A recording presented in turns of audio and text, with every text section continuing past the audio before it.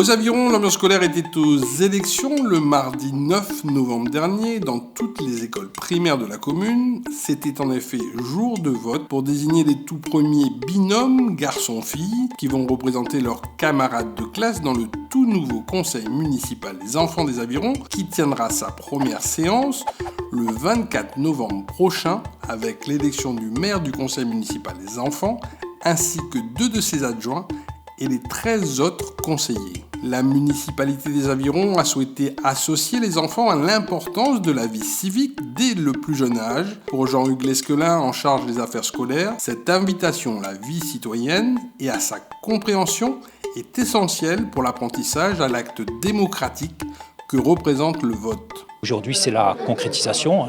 Il y a plus de 400 enfants qui vont voter aujourd'hui au niveau du CM1 et du CM2 dans toutes les écoles de la commune des Avirons.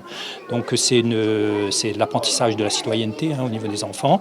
Et vous voyez aujourd'hui comment ça se passe. C'est magnifique de voir les enfants intéressés, impliqués dans un acte démocratique en fait, puisque là ils votent pour leurs petits copains, petites copines et qui vont élire en fait, c'est pour le premier conseil municipal des enfants de la commune des Avirons. Pour sa part, le directeur de l'école Paul Hermann, Jean-Philippe Dubois, met en avant toute l'organisation et la préparation au sein de l'établissement afin que ces élections se déroulent du mieux possible. On a donc 8 classes de CM1 et CM2, 4 CM1 et 4 CM2. Au niveau de la préparation, donc, les enfants ont constitué des binômes en respectant la parité, donc filles-garçons. On a donc en CM2, je crois, 19 binômes et puis 14 en CM1. Les enfants ont mené une campagne. Voilà, les enfants ont présenté un petit peu ce sur quoi ils souhaitaient s'engager, s'ils étaient élus. Et puis on a ensuite préparé les élections pour aujourd'hui. Lucie voit l'élection comme une compétition avec un peu de pression dans la dernière ligne droite. Création d'un potager pour mieux manger bio était la mesure phare de son programme. Elle s'en explique.